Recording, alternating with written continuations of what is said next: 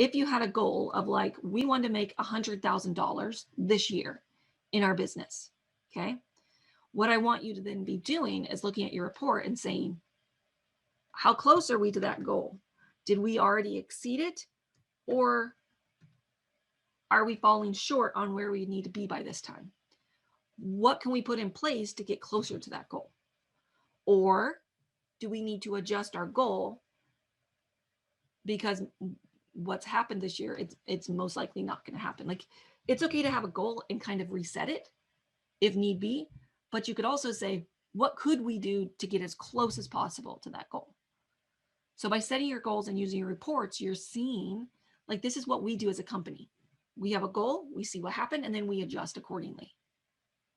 We decide to do more classes, or we decide to do something different.